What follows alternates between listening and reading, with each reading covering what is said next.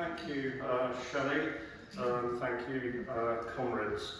Shelley, in opening this meeting, has already outlined the basic position that Stop the War has taken on this war, our opposition to the Russian invasion, our condemnation of it, and are pointing out the provocative role played by the United States and NATO over the last 30 years and more.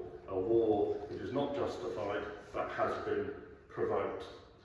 The issue now is to bring it to an end as rapidly as possible.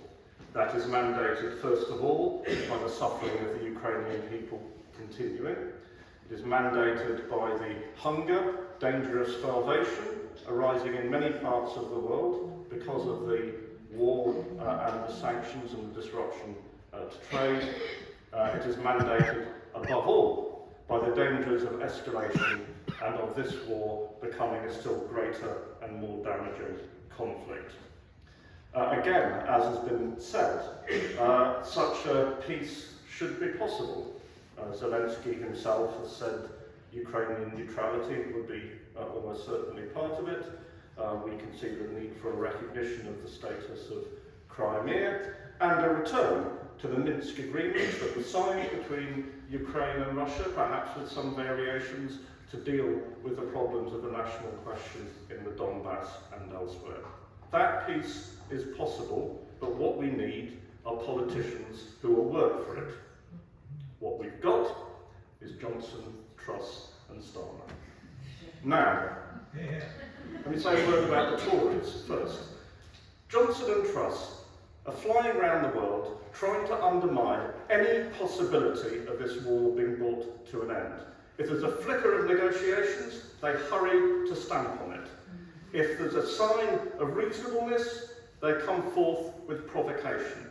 They demand a war to the death, a war being fought, as our friend from Ukraine said, at the price of Ukrainian blood.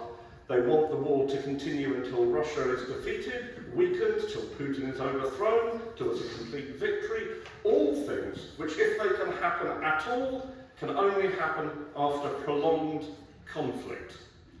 They are doing this to weaken Russia and to knock out a rival. Now those aren't noble motives, but they have still less noble ones. Basically, Liz Truss wants to be Margaret Thatcher and Boris Johnson wants to be Winston Churchill.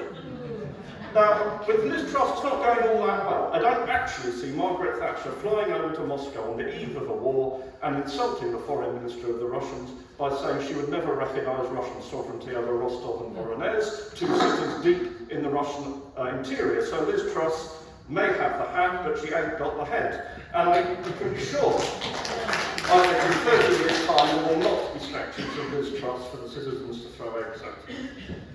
Boris Johnson may be doing a bit better with his own sort of retro tribute act, since he probably knows that Winston Churchill spent most of the Second World War drunk.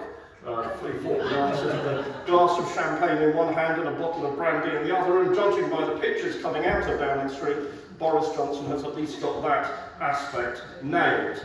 But we are led by a Prime Minister that wants the war to be prolonged so he can stay in office, and a Foreign Secretary who wants the war to be prolonged so she's at the head of the queue to take over from him when he falls. And literally yesterday, the leader of the Scottish Conservatives, Douglas Ross, he said Boris Johnson should resign when the war in Ukraine is over. I mean, talk about perverse incentives. Boris Johnson resigning would help the war to come to an end. And we have to say that just as no Ukrainian should be dying as a result of what Putin has done, no Ukrainian should be dying to advance the political careers of these bankrupt and corrupt conservative politicians.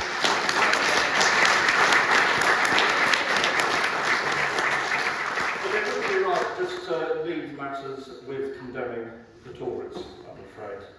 We have to address the arid, anodyne, authoritarian.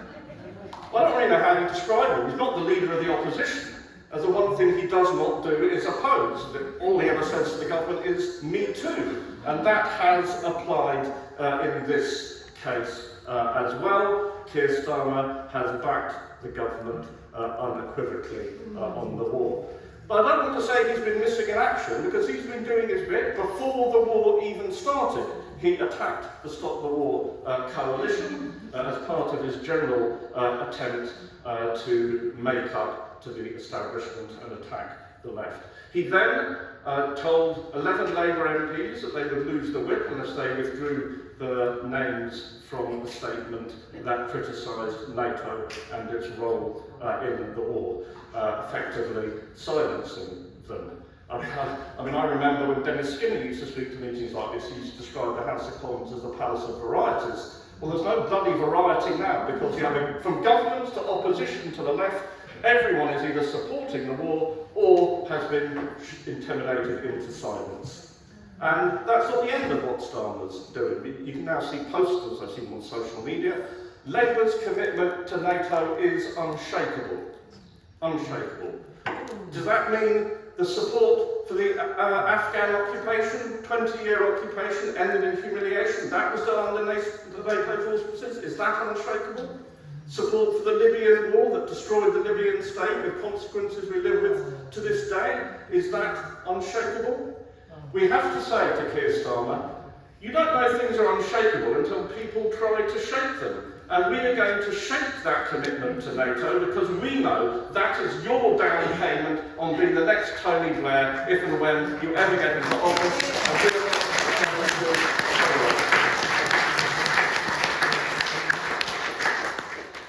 So it is time to bring this war to an end. The biggest danger of it is the danger of escalation. But possibly the world will dodge the bullet this time. I mean, apart from the unfortunate people in Ukraine, for whom it is too late. But we can see how the response to this war is storing up still greater conflicts, is pointing the way to still greater wars. We can see it in the huge increase in arms spending that has been talked about, the deployment of troops eastwards, the expansion of NATO to Sweden and Finland, and even things that happened before the war, like the AUKUS Pact in the Pacific, escalating the arms race, nuclear arms race in the Pacific, Britain's aircraft carrier going off to intimidate China, which probably remains the main target of the US. This is the future unless we stop it. This is the future if we let Johnson, Truss and Starmer dictate our politics. We have to find a way to mobilise to stop this escalating drive to war around the world. Now, looking to Parliament is probably pretty forlorn at the moment. I think we should still pay tribute to Jeremy Corbyn, who didn't take his name off the Stop the War statement.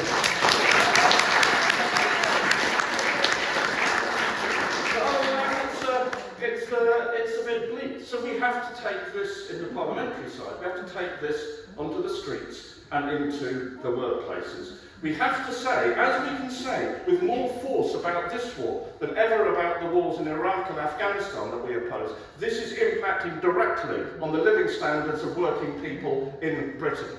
This connects completely to the cost of living crisis, the cost of fuel and food. This is all being made worse by this escalating imperialist war. And perhaps we can learn from our opponents.